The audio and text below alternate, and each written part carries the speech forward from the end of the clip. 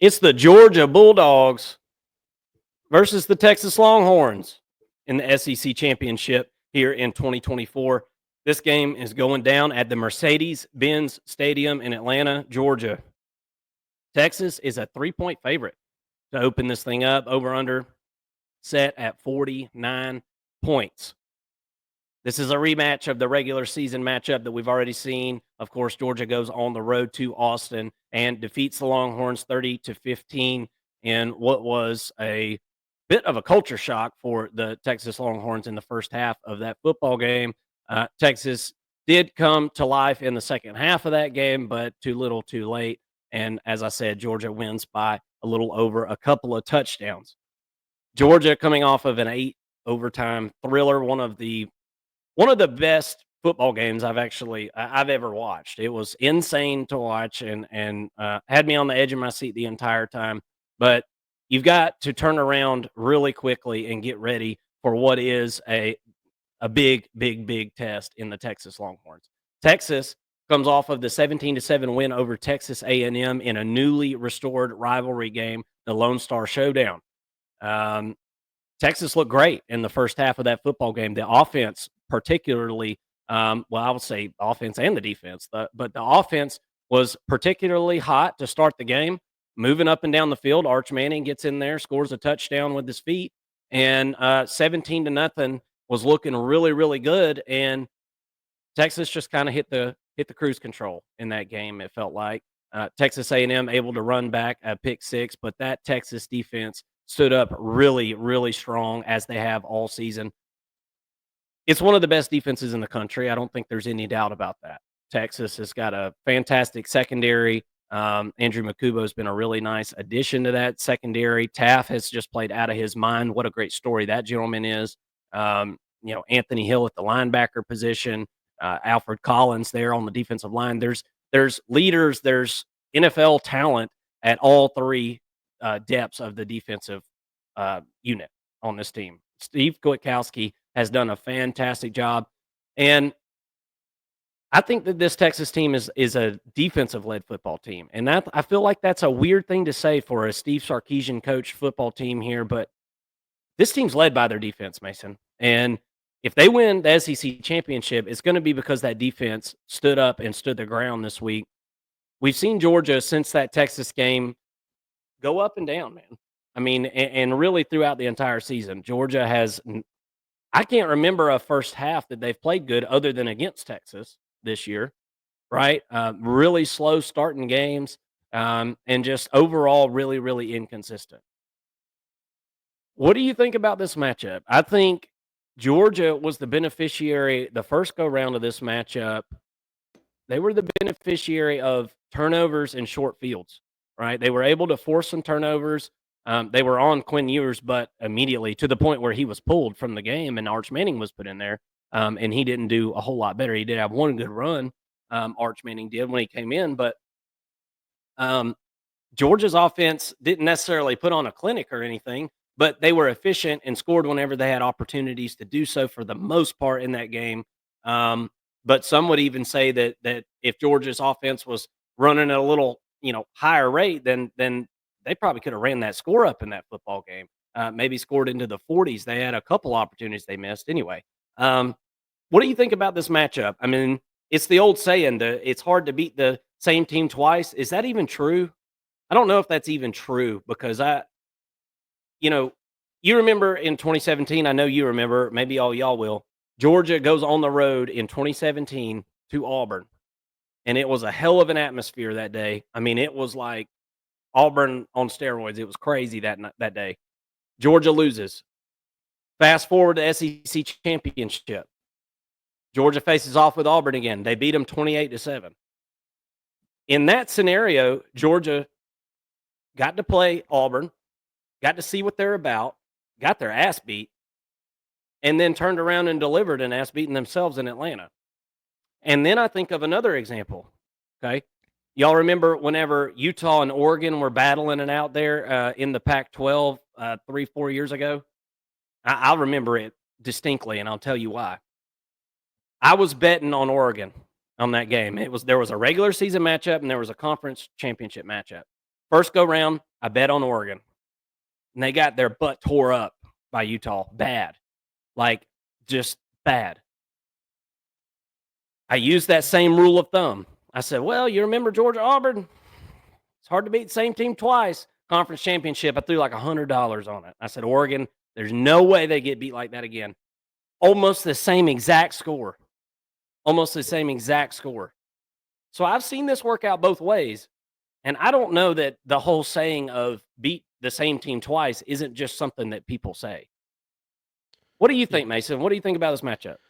Well, I think that saying goes great for other sports. I mean, for basketball, baseball, those sports where you see multiple games in a series and things like that, it kind of makes a little bit more sense. But in football, I don't know that that's necessarily the case. In football, especially college football, typically the better team wins in most cases, or the team that comes in with the best game plan with comparable players will win. So I don't to kind of piggyback off your point. I don't know that that's necessarily the case. Another example would be last year, Oregon versus Washington. Everybody picked Oregon the first game and they lost. Everybody picked Oregon the second game and they lost. So there are multiple data points that you could point at for both sides of the argument here.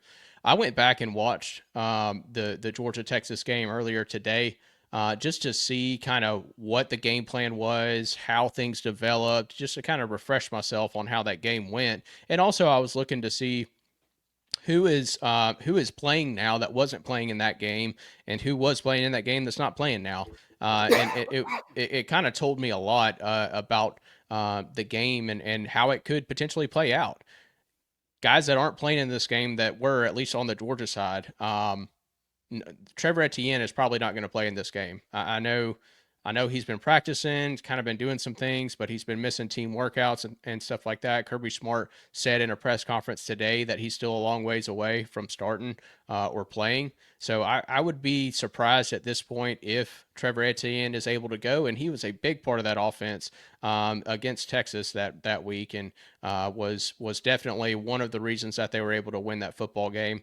But on the flip side, you didn't have Roderick Robinson in that game against Texas, and he will play in this game. So is he going to be a goal line threat? He's a big running back at 240, 245 pounds. After a Thanksgiving meal, he might be up to 250 or 255. He's a big old boy and hard to bring down, but we didn't see him in too many get too many opportunities this past week against Tech. So anxious to see what his workload looks like. And then on the flip side, on the defensive side, we saw Smile Munden come back. He was not there for the Texas game, so having that linebacker threat, having someone that can spy whoever the quarterback is, whether it's Arch Manning or Quinn Ewers, I think that matters a ton. In the game against Texas, it was Jalen Walker who was doing a lot of the spying, who's fine, but Smile Munden is much faster than Jalen Walker, I think. So I think you have a little bit more of a lateral threat in that football game. Also, Julian Humphrey apparently decided to hit the transfer portal early, so he's probably not going to play in this football game. He was a big a starter and I think a player that played all downs on defense for Georgia against Texas at the cornerback spot. He's likely not going to play. I like Daniel Harris a little bit more anyways, in particular his physicality and the way he attacks the run. So how does that factor into Georgia's defensive game plan? We'll have to wait and see. And then Janelle Aguero, who came up with a couple of really big stops. He's been out with an injury for the past few weeks. I'm not sure what his status is going to be going into this football game. Um, Going back to that last game, it was and you know you said that Georgia benefited from a lot of short fields and a lot of turnovers. Well, so did Texas. Carson Beck had what 3, 4 turnovers in that game. That's true.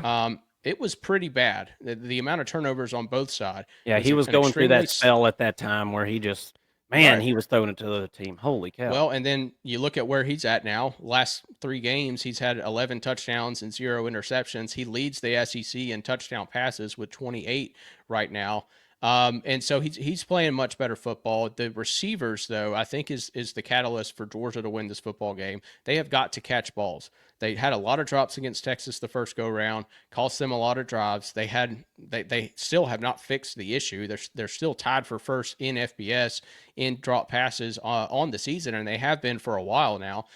So that you would expect them to maybe be first in or the worst in the country in catching passes or have the most drop passes, and then eventually get right and maybe they're 90th or whatever. That hasn't been the case. They have not gotten any better. So I'm not going to expect them to just all of a sudden start catching balls.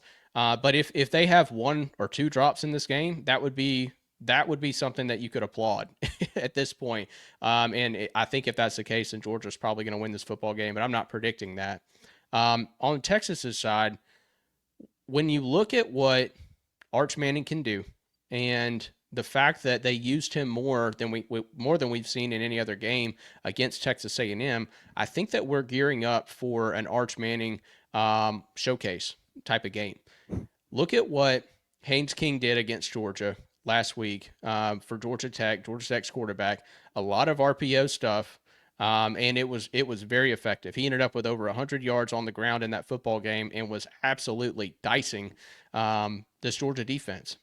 Arch Manning can do the same thing, if not more, for this offense for Texas. And I think that you're going to see him utilize a ton in this football game. And I think that could be the dagger in Georgia's heart if they are able to get it done. I think that it's because Arch Manning is going to get some RPO type of or have an RPO game plan and a package for him in this football game. And I think if they do that, I think Arch Manning can have a ton of success. Couple of that with Wisner, who's really come on late. He came on a couple games before they played Georgia earlier in the year, so that's not new news in comparison to the last game that they played. But I think that the ground game is going to be going for Texas in this one. And the question is, can Georgia extend plays with through the air and not have drops, not limit your drives because of drops and things like that? That's a big question mark. But if Georgia's going to win this game, I think it's going to be much different than it was the last go round in Austin. Right, this is essentially a home game for Georgia being played in Atlanta. But I think that you're going to see a much cleaner game. And if that's the case, I'm kind of siding with Texas right now as a lean a little bit. I'll wait until Tuesday night to give you my prediction overall, and I might change my lean there. But I think that if Texas is able to utilize Arch Manning in this game, which I don't know why they wouldn't, I could see this game going towards the Longhorns here. Yeah, I'm not overly impressed with this Texas offense. I mean, it hasn't been one that's this isn't an elite offense. This is a good offense, and I don't know that I've seen an elite offense this year. Maybe Oregon is the closest to that. We've seen them perform at an elite level, at least some. And Georgia has had their woes defensively over the last couple of games against the run. I think Kirby's certainly got these guys' attention at this point. But this is a game that Georgia does not have to win. And historically, in these big situations where Georgia doesn't have to have it, I don't know. We'll see how tuned in they are, how locked in they are to this game. We'll see. I could see this game going either way. I literally think this game is a pick 'em, and it just depends on which team shows up for Georgia, which team shows up for Texas, because we've seen both of them go through streaks where they have been terribly inconsistent. The one thing that's been the most consistent between all four units, and that's the two offenses and the two defenses, is Texas's defense. They've been legit all year, and I think that continues. I think Georgia will have their work cut out for them, and Georgia's going to have to figure out how to protect the football while running it as well. Going to be a great matchup. SEC Championship 2024. We'll be back on here Tuesday, and we will chit-chat about our predictions for this one.